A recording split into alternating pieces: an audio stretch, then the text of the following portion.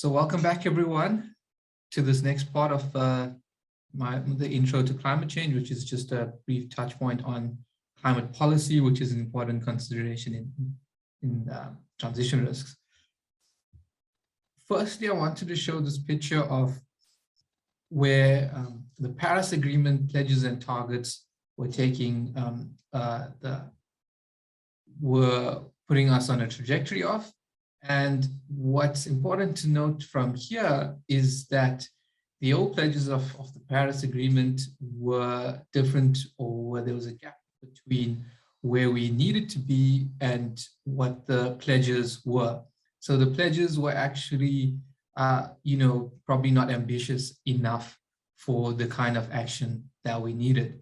So while some people may say, oh yes, the policy environment is not a major risk right now because, the pledges, in fact, don't actually translate into big changes. But what will happen in time is that the gap between the original pledges and new future pledges or new policies and updates will close. And therefore, the policies will get a lot tighter, and the action on climate change will get more urgent, and therefore the policy or transition risks will increase, and the impact on companies that aren't taking action will be more severe. In South Africa, there has been quite a bit of action and activity in the climate change space. And this slide is showing, what's the long-term adaptation flagship research program, which was kind of coordinated from the Department of the Environment. But there's a long list of activities, policies, and papers that have come out, and this will all inform future and current policy in the local context. Internationally as well, the countries, here it's showing the emissions from different countries in 2018, and the bigger circles on the map show the countries with more emissions. As you can see in Africa, South Africa is the country with the highest amount of emissions per year. You can expect significant changes in countries where the bigger black dots are, and we can also expect if you're investing internationally, or companies have businesses that have operations internationally, we can expect to see tightening of regulations in economies over the world. And here, this slide is showing where there's carbon pricing initiatives being taken place. So this refers to mostly carbon tax, and it's showing which countries have either implemented a target tax or are scheduled to implement a target tax, or thinking about implementing a carbon tax. And it's important considerations for investing in companies with operations in different countries to understand the climate policy level within those countries. And here are countries that have already committed to ambitious net zero targets. So operations or companies or assets that you have in these geographies are definitely going to be exposed to certain climate change risk, and certain countries will be transitioning much faster than others. So the risks from transitions are higher in some countries versus others. The next part here is on to just some useful tools that one can look at. The water risk filter is a spatial tool that one can look at to see what the impacts are of potential droughts or operational risks from increasing climate change is going to impact water availability and water supply.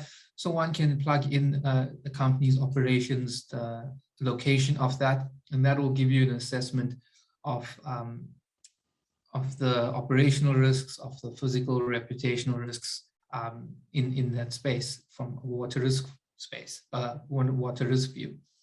The next one is the Green Book, which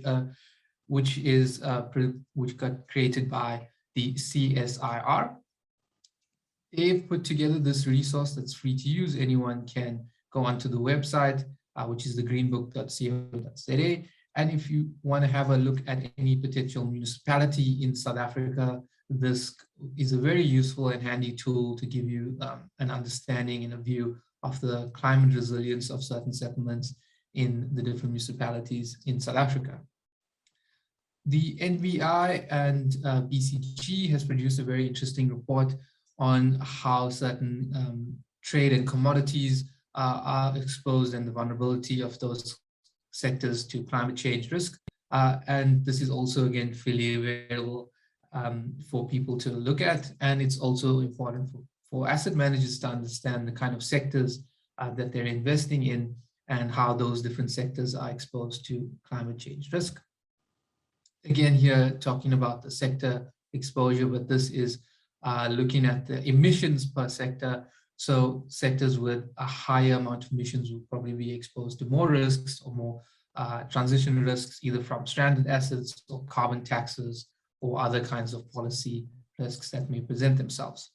While there are tools available, and some are paid for and some are free, but the ones we showed so far are kind of freely available tools, there are also alliances of organizations and companies come together. One such alliance is the Alliance for Climate Action, or ACAs.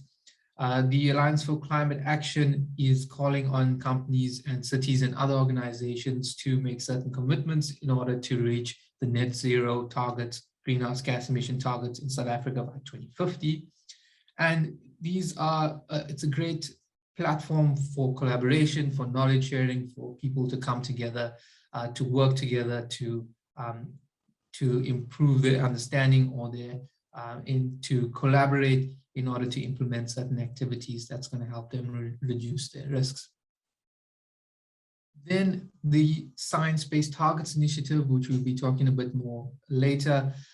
While there are tools available and while there are alliances available, this is kind of bringing those two things together, where the Science-Based Targets Initiatives helps companies set targets that are obviously, as the name implies, set based on science. So it might be difficult for companies in certain sectors or investors or financial institutions to understand how to set targets.